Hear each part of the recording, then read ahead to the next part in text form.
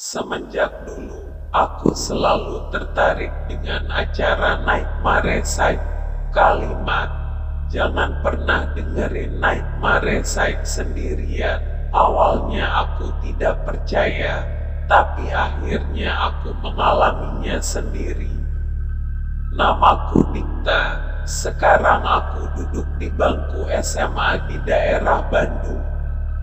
Pada hari itu kelasku sedang mengadakan kelas IT. Ini adalah pelajaran yang aku sukai, karena bisa dapat wifi gratis. Aku dan teman-temanku pun asik mengerjakan tugas sambil browsing internet. Ketika kita sedang asik browsing, salah satu temanku terlihat kebingungan. Matanya melihat ke kanan dan ke kiri, seakan mencari sesuatu. Aku pun bertanya, "Hei, kenapa lu kesambet ya? Kok dari tadi celingak-celinguk gak jelas gitu?" Dia bilang, "Katanya di kelas ini dulu ada foto seorang wanita yang menggunakan kerudung." Mendengar hal itu, tiba-tiba bulu kudukku berdiri. Dia juga bilang, "Jangan pernah melihat foto itu. Katanya jangan lihat, tapi lo malah nyari."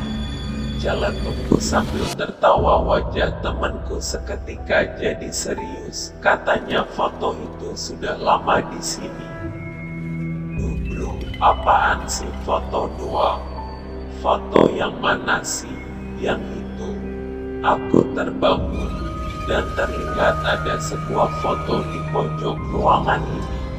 Sejak dulu aku tidak pernah memperhatikannya. Sekarang aku baru tahu ada foto wanita tua berkerudung di sini. Ekspresi wajahnya datar, tapi yang aneh, matanya itu seakan melihat kemanapun aku bergerak. "Namanya juga foto kali ya," gumamku dalam hati. Kelas itu pun selesai, namun aku tidak segera pulang. "Pak, numpang browsing sebentar ya, izinku ke guru." Dan beliau mengizinkan.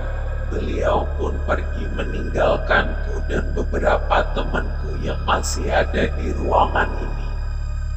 Aku asik browsing sambil mendengarkan lagu di komputer.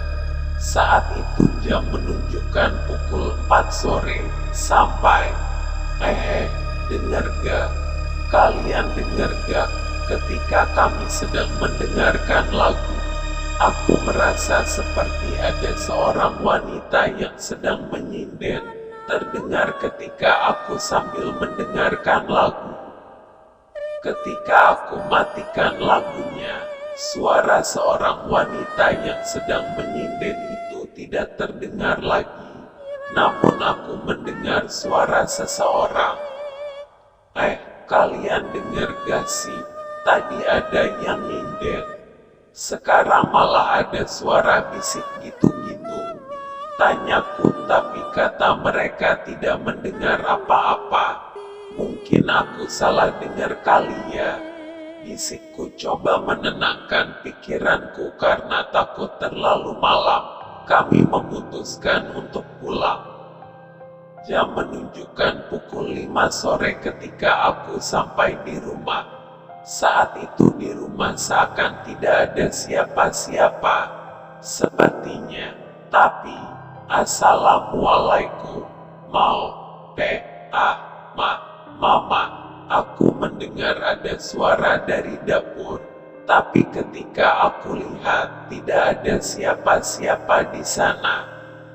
Dan saat itu, aku merasa ada yang sedang memperhatikanku. Ada yang sedang terus melihatku. Gak ada siapa-siapa. Tapi kok kayak ada yang liatin ya. Bulu kudukku pun berdiri. Entah mengapa aku merasa gak berani di rumah. Maka aku putuskan untuk menginap di rumah temanku yang kebetulan jadi tetanggaku. Aku ke sana dan meminta izin untuk menginap. Aku pun diperbolehkan nginap. Belum 1 jam aku di sini. Kami sudah asik saling bercanda, sampai ketika jam menunjukkan pukul 10 malam, kami pun beranjak untuk tidur. Hari ini Kamis, berarti waktunya acara Nightmare Site di radio. Dan aku pun coba mendengarkan untuk menenaniku sebelum tidur, tapi acaranya belum mulai. Ketika aku dan temanku sedang mendengarkan sambil tiduran, tiba-tiba di atas langit rumah ini aku mendengar seperti ada aktivitas. Mungkin tikus atau kucing, pikirku. Sampai acara Nightmare Site pun mulai. Aku berkonsentrasi mendengarkan acara Nightmare Site ini. Temanku yang ketakutan ninggalin aku sendirian di kamar.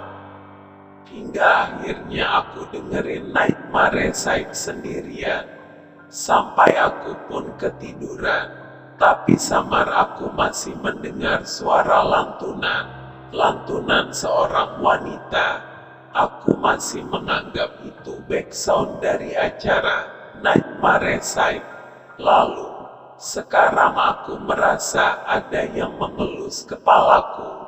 Mengelus perlahan-lahan, pelan, dan sangat terasa sebuah tangan mengelus rambutku. Siapa ini? Karena penasaran, aku pun membuka mataku. Aku terbangun, dan ketika kulihat, astaga, yang sedang mengelusku seorang wanita memakai kerudung hitam. Itu adalah wanita yang ada dalam foto lukisan di kelas itu. Aku ingin berteriak tapi suaraku tidak keluar. Aku tidak bisa bersuara. Wanita itu melihatku dan menatapku sambil berbisik. Aku pun langsung membaca doa yang aku bisa, tapi mulutku seakan tidak bisa berkata dan tidak bersuara. Dia mengulurkan tangannya ke arahku dengan luka yang terlihat menyeramkan.